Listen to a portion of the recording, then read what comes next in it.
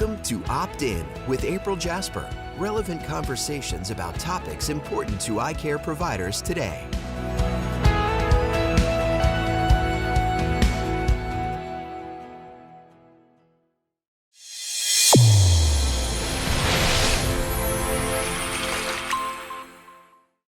Your eyes and your vision are under attack. Damaging blue light from the sun, your phone, your computer, your tablet, even light bulbs and car headlights is constantly bombarding you. The good news is our eyes actually already have a line of defense to counter the effects of blue light.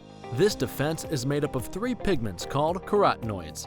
MacuHealth with Micromicelle, the only supplement with the exclusive patent on all 3 macular carotenoids and Micromicelle technology. Hi everyone, we're back again, and this is the Bonn Conference, and I'm here today with Professor Riona Mulcahy.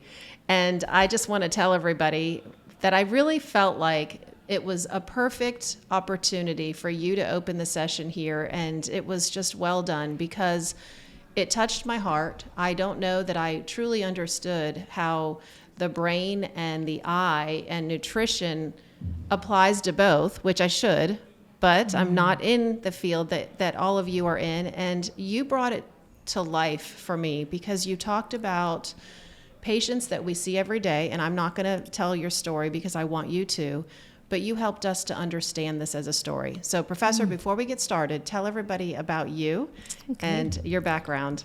So I'm a clinical specialist. I'm a geriatrician, so my first love is in older people.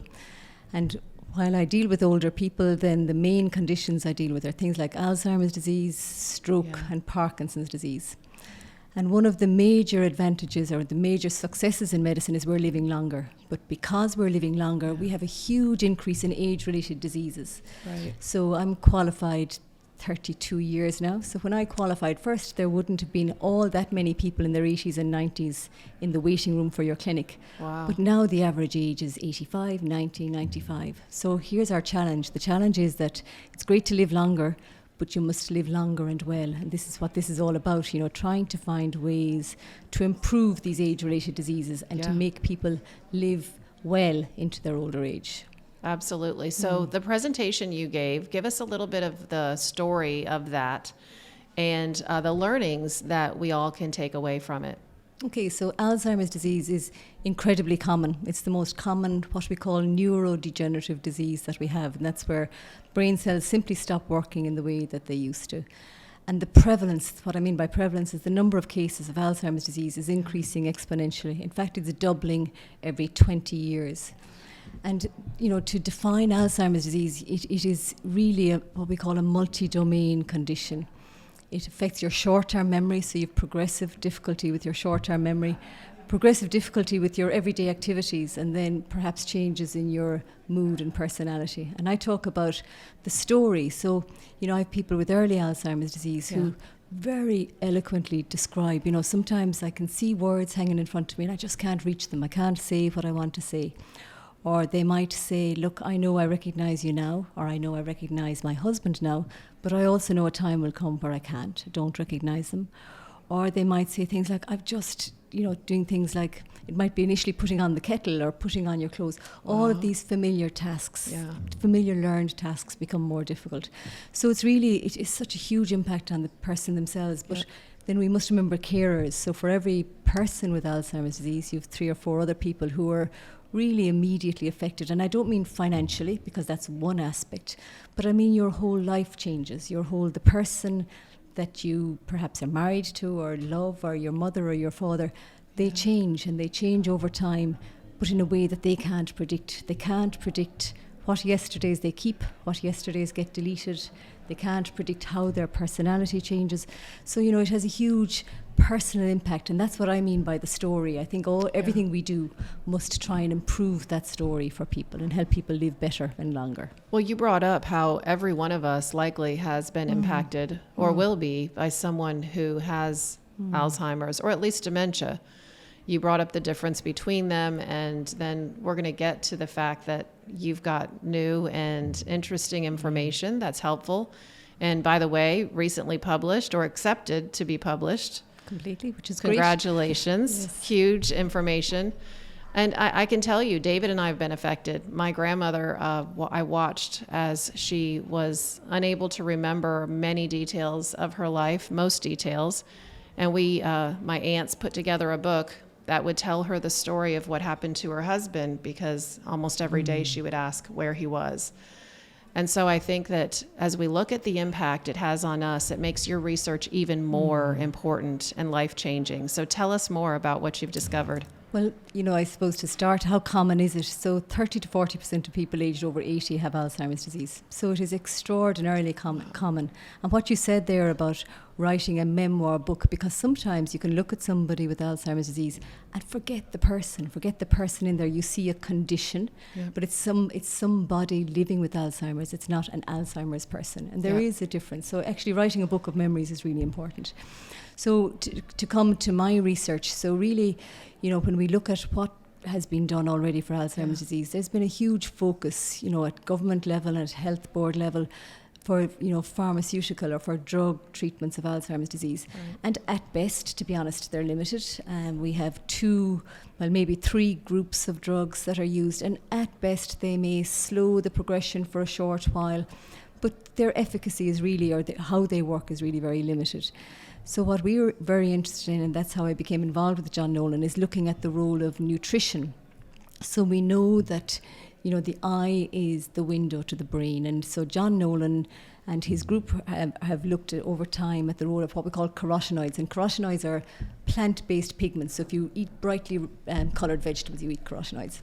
And so we knew that by increasing your carotenoid intake, by taking supplements, you can increase your vision, and you can increase your what's called macular pigment, and that's very important for aspects of vision like contrast sensitivity. But then we know that those specific carotenoids are also present in the brain, in parts of the brain that are important for memory. So if they're sitting in the brain, they're sitting there for a reason.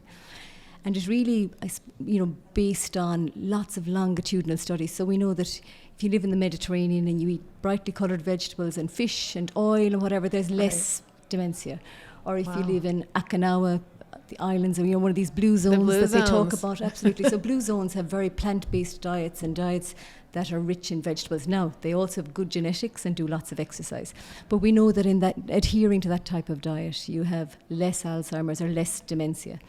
So therefore, what are they doing that we can do? Yet it's very hard. If I was to say to you tomorrow morning, I want you to eat healthily, I want you to eat lots of vegetables and eat fish, then you should say to me, well, how much of each should I eat? Right. And how often should I eat it? And whatever. And that's really difficult. It's difficult if you're an older person trying to manage your diet doing that. So therein came the role of supplementing diet with the right amount of these specific nutrients. So I'm going to tell you a little bit about our research. So we started off by showing that people with Alzheimer's disease have low levels of carotenoids and low vision compared to somebody the same age without Alzheimer's disease.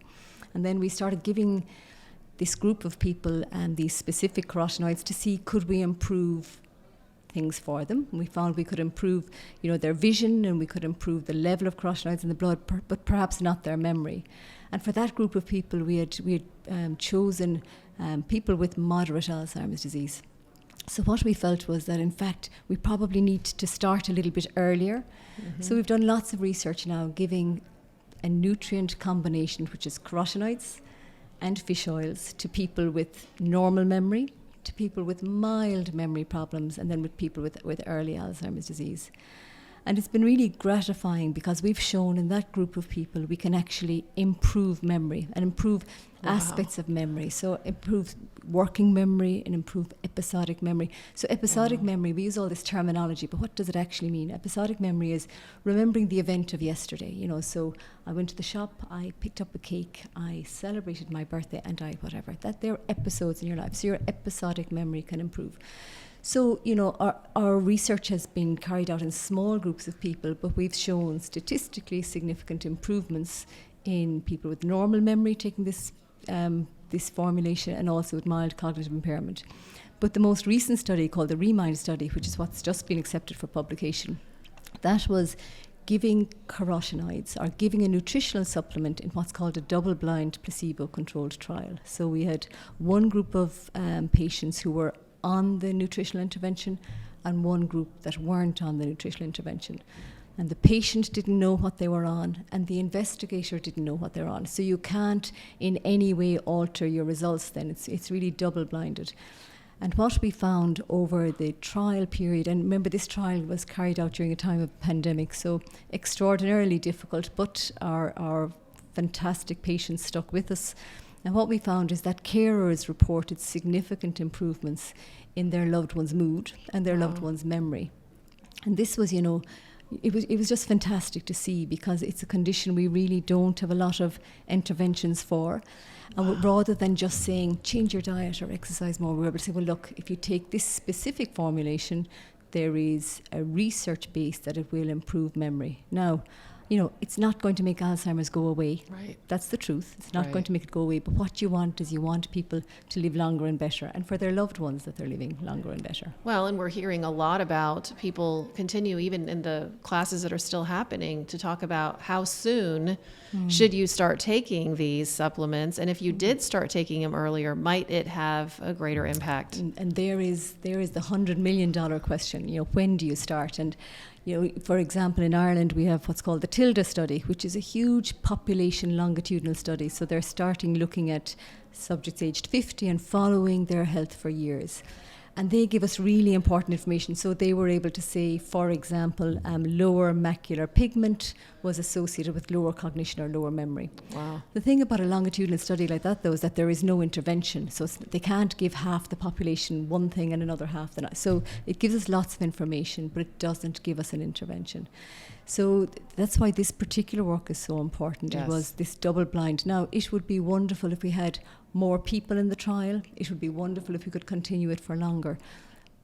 But having said all of that, we got very statistically significant reported differences in mood and memory. So to come back to your question, when do you start? Yes. The bottom line is that changes in Alzheimer's disease happen at what we call cerebrospinal fluid level and at brain level long before you get reported symptoms. Long before 10 so years? Probably 10 to 15 years, yeah. Okay. And we know that there's a number of processes involved. So there's inflammation and oxidative stress and these great big proteins, amyloid proteins and tau proteins that get deposited in the brain.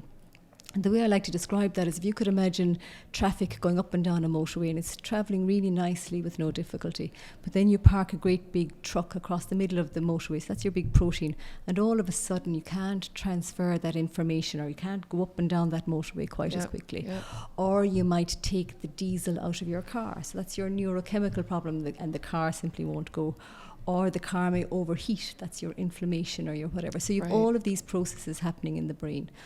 And the logical or the plausible thing to think would be probably the earlier you start, the better. Right. So clearly in childhood, we should be really emphasising vegetables. And, as I say this, I'm a failed mother because my own children struggle with vegetables. And you have 5 children. And I have 5 children. But anyway, so some of them certainly struggle with vegetables. And they just, when you're 16, you can't see, well, that might happen to me when I'm 70. It's not a link.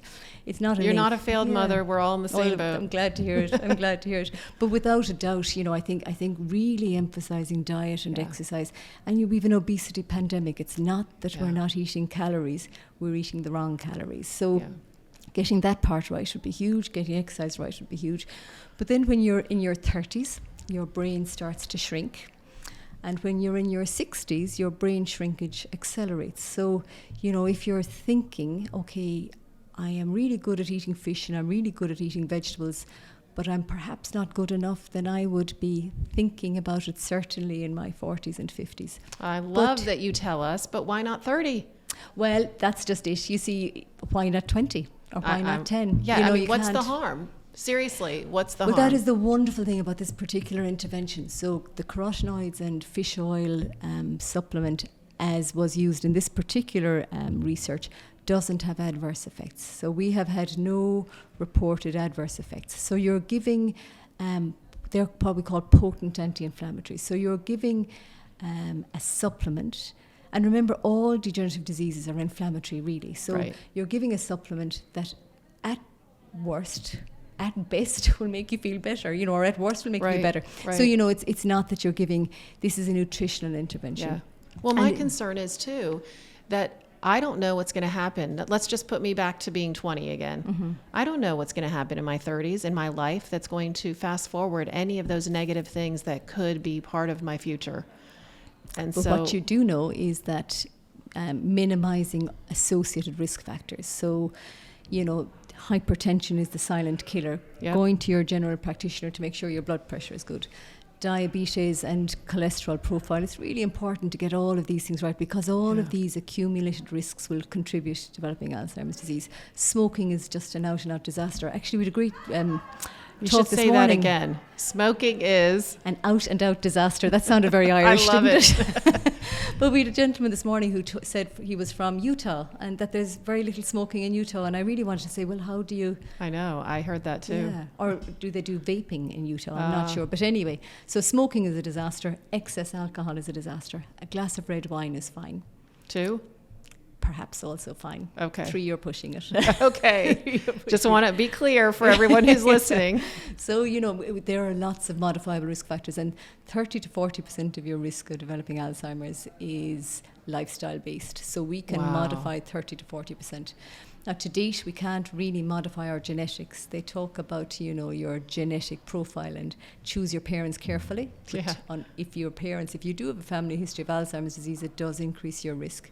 Okay. And we do have genetic profile, this thing called your APO allele profile. So if you're what we call homozygous, or you have 2 E4 alleles as your apoprotein status, then it hugely increases your risk. As somebody said this morning, it's very bad luck. And it is very bad luck. You can't really modify that. But there are so many modifiable factors. Right. So again, in the blue zones, they talk about your diet and their lower risk of Alzheimer's disease. But what we also found is that you can outrun your genetics. So for children who left Okinawa and moved and then started eating in McDonald's and smoking and drinking, their risk of Alzheimer's disease picked up just the same as everybody else. Wow. So, you a lot of it is in your control. But when you're in your 70s, it's not in your control. Wow. So now is the time to control it. Oh man, I feel like this has been so powerful, so good. And I think you kind of gave us what we can do moving forward, which I appreciate. Can you speak to more detail? I don't know that anybody knows like how much of any product was taken in the study. Okay, so or even what kind. I'm going to start by saying I advise everybody on diet and exercise is my first line. So exercising for 30 minutes a day to when you're short of breath, but you can still speak sentences. So 30 minutes most days of the week, which translates into 6 out of 7. Good diet and avoiding things like excess alcohol, not smoking, and minding your health. That's really has to be first line. Then after that, specifically with regards to the intervention used in this trial, it used 3 carotenoids and omega-3 fish oils. And the formulation is what's known as memory health. So memory health formulation has the specific amounts of the nutrients that we used in Remind, and that's what I can speak to. And I think it's very important in health food shops in general, and this is globally a problem.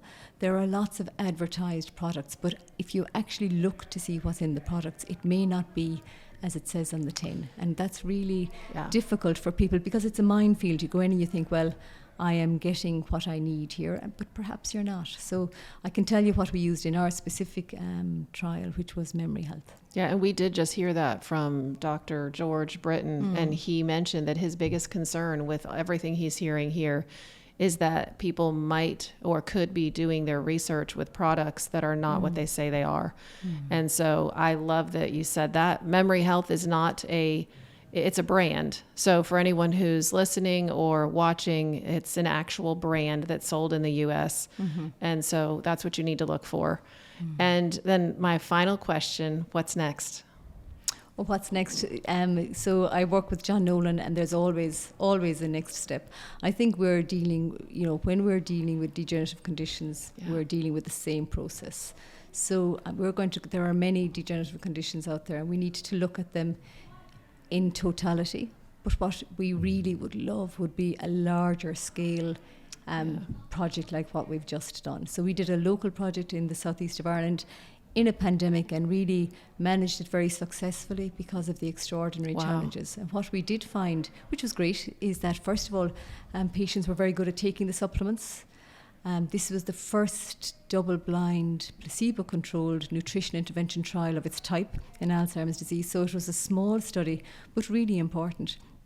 And as I am always saying, you must stick with the science. So if the science can be reproduced in bigger numbers and elsewhere, all of the information, because we can only deal with true fact in science. If you start deviating from that, then you're losing the message. So stick with the science and healthy living. Oh, thank you so much. I appreciate it, Professor. You are amazing. As I told you, I was just touched by the story and the way you brought it to life for all of us. And I'm so excited that we have something now we can do, and we know the science says it's real.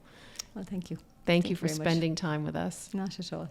Before neural lenses, I always had eye strain, eye dryness, eye fatigue, moderate to severe headaches. I had to take prescription medication. It was to the point where my kids, they'd want me to sit down and color or read them books, and I couldn't do nothing. When I got my neural lenses, my headache went away. I wasn't taking Tylenol anymore. Can't explain it, but it worked. I would pay double for my neural lenses because I can't go a day without them.